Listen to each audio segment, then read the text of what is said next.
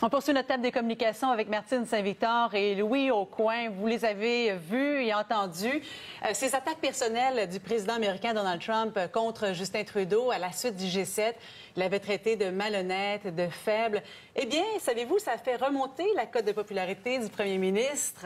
Finalement, c'est dans les moments les plus difficiles qu'un politicien peut gagner des points. Hein? C'est ça que vous voyez aussi en tant que stratège de communication, Martine? En fait, dans ce moment-là, oui, si le chef d'État sait saisir la situation, ce que le PM Trudeau a été capable de faire, parce qu'on l'a vu vraiment en chef d'État. C'est-à-dire calme, mais direct, ce qui est un contraste total à la pétulance de Donald Trump.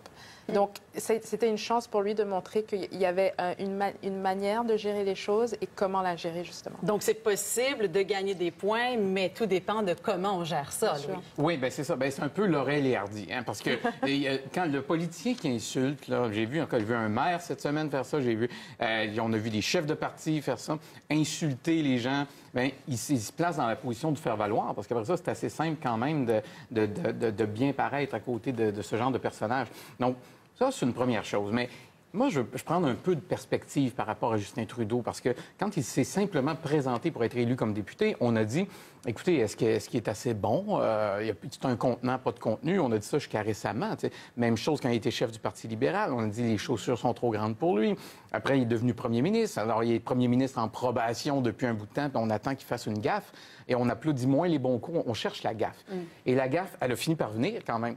Donc, c'est le voyage en Inde, qui est la plus grosse gaffe, je pense, de son mandat. Et puis, n'eût été de Trump, on serait parti en vacances avec l'image de Justin Trudeau habillé en costume traditionnel indien ou pakistanais. Donc, et c'est pas cette image-là qu'on a. Là, tout d'un coup, grâce au président Trump, on a l'image d'un chef d'État, quelqu'un qui s'est tenu debout, qui a su bien doser sa réaction, capable de se battre. Bien, c'est parce que, aussi, Justin Trudeau, juste un mot là-dessus, parce qu'il est assez combatif. On l'a déjà vu prendre une députée, un député, je ne me souviens pas, un député par le bras l'asseoir. On l'a vu faire de la boxe. Donc, il est capable. Ça, on n'en doute pas. Donc, cette fois-là, sa retenue lui a très bien servi.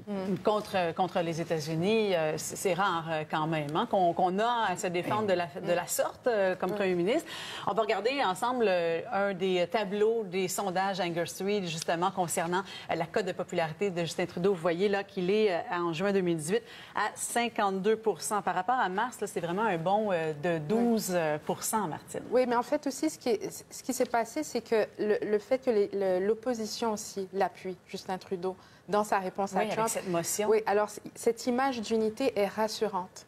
Et quand on a confiance dans le chef, évidemment, ça va apparaître dans les sondages. Et c'est pas seulement une unité au Canada, c'est qu'on a eu un support à l'international. Comme par exemple, sur les réseaux sociaux, il y a eu le mot-clic « Thanks Canada », qui a été surtout nourri par des Américains disant « On s'excuse pour notre président, mais nous, on vous aime et voici pourquoi on vous aime ». Et tout ça, ça rentre dans le psychologique aussi, c'est-à-dire de savoir qu'on a cet appui à l'international. De toute façon, Trump, ici, est en terrain, pas ennemi, mais pas en terrain amical. Il y a un contraste. Hein. On se souvient quand Barack Obama est venu à la Chambre des communes, les gens scandaient « 4 more years », 4 ans de plus, 4 ans de plus. Le Canada est beaucoup plus démocratique que républicain. Donc, Trump arrive dans un terrain un peu déjà glissant ici. Ouais. Il était, par contre, Trudeau, effectivement, était en bonne position pour prendre cette stature-là, parce que, qu'on soit indépendantiste, qu'on soit fédéraliste, la question ne se posait plus. On est tous pris avec les agressions américaines économiques. Donc, et puis les insultes du président. Donc, on est un peu tous insultés avec ça.